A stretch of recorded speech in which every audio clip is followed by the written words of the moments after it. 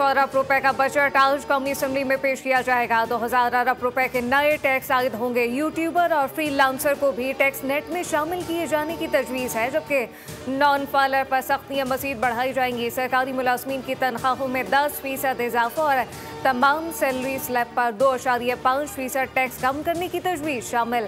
Pension में भी 10% तक इजाफा मुतवक्के। ग्रेड 1 ता 16 के मुलाजमीन को 30% डिस्पैरिटी अलाउंस देने की तजवीज़ भी बजट का हिस्सा। पेंशनर के लिए भी 10% इजाफे का इम्कान।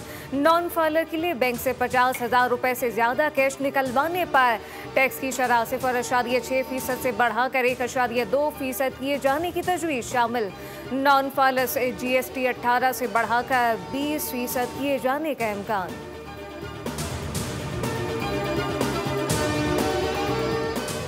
स्पीकर अयाज सदीक की ज़ेर सदारत कौमी असम्बली का बजट इजलास आज शाम 5 बजे होगा। विफाकी बजट वज़ीर ख़जाना मोहम्मद औरंगज़ेब पेश करेंगे। 13 जून को कौमी असम्बली में विफाकी बजट पर बहस का आगाज़ होगा। कौमी असम्बली में मौजूद पार्लिमानी जमातों को कवायद और ज़वाबित के मुताबिक बहस के लिए वक्त दिया जाएगा।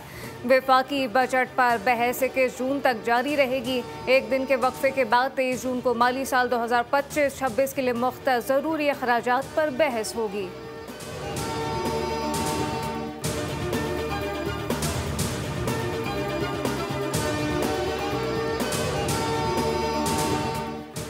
नए बजट में प्रॉपर्टी, रियल स्टेट और तामीराती शोबे को रिलीफ मिलने का इम्कान। प्रॉपर्टी, रियल स्टेट सेक्टर के लिए फेडरल एक्साइज ड्यूटी ख़त्म करने की तजवीज़ शामिल। बिल्डर और डेवलपर की रजिस्ट्रेशन, ओवरसीज़ पाकिस्तानियों को तामीराती शोबे में सरमायाकारी के लिए मराद देने की तजवीज़। समंदर पार पाकिस्तानियों के लिए प्रॉपर्टी पर FADA ख़त्म करने का इम्कान। प्रॉपर्टी की खरीदारी पर टैक्स छूट के लिए NOC की शर्त भी ख़त्म होने की तवक्को। प्रॉपर्टी की खरीदारी पर लेट और नॉन फाइलर के लिए एक्साइज ड्यूटी में रद्द-बदल की तजवीज़।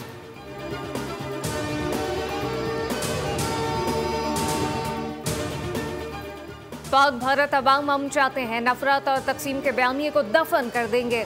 बरतानवी पार्लियामेंट के मेंबरान से मुलाकात के बाद बिलावल भुट्टो ने मीडिया से गुफ्तगू करते हुए कहा कि अरकान ने तफसील से पाकिस्तान का मौक़िफ़ सुना। भारत अपने अवाम समेत खित्ते को तकसीम करना चाहता है। हम मुस्तकबिल की तरफ देख रहे हैं, जबकि माजी की तरफ नहीं। हमारे खित्ते में अमन सबके लिए हक है। अमन के लिए आवाज़ उठाने वाले ही कामयाब होंगे। मसाइल का हल जंग से नहीं, मुज़ाकरात से है। मसला कश्मीर अब भी हल तलब है।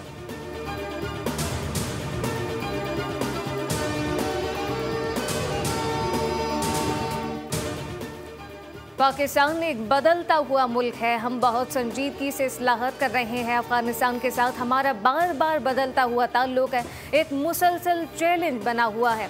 सेनेटर शरी रहमान का स्काई न्यूज़ को इंटरव्यू कहा कि भारत आज तक पाकिस्तान के खिलाफ कोई सबूत पेश करने में नाकाम रहा और कोई इससे सवाल तक नहीं करता। पूरे खित्ते को यरगमाल बनाने वाला मुल्क दरअसल भारत है।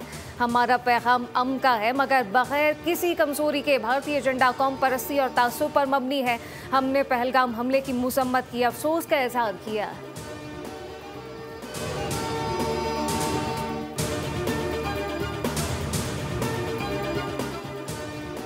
हाजियों की वतन वापसी। पहली परवाज रात 11:50 पर जद्दा से रवाना होगी, जो कल सुबह 3 बजे इस्लामाबाद पहुंचेगी।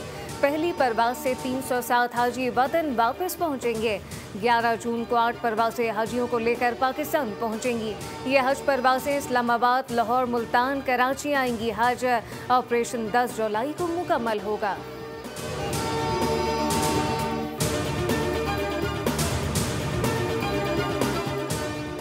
मुल्क भर में आज भी गर्मी की लहर बरकरार। कराची में समुद्री हवाएं बहाल। पंजाब में 12 जून तक हीट वेव और शदीद गर्मी रहेगी। दर्जा हरारत मामूल से 4 से 7 डिग्री तक ज़ायद रहने का इम्कान। महकमा मौसमियात के मुताबिक इस्लामाबाद, खैबर पख्तूनख्वा में मौसम गर्म और खुश रहेगा। ताहम कश्मीर और गिलगित बल्तिस्तान के चंद इलाकों में हल्की बारिश का इम्कान।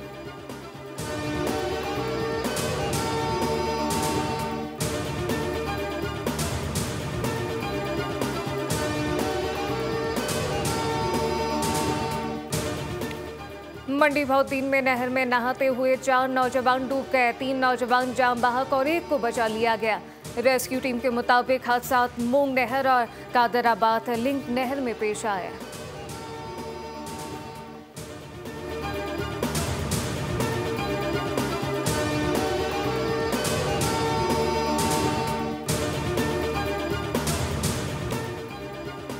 भटिया में बस की छत पर सवार मुसाफिर हादसे का शिकार। मुसाफिर बस के दरख्त से टकराने के बाद 3 अफराद जाम बहक हो गए। हादसे में 18 मुसाफिर जख्मी। मुसाफिर बस मुजफ्फरगढ़ से गुजरात जा रही थी।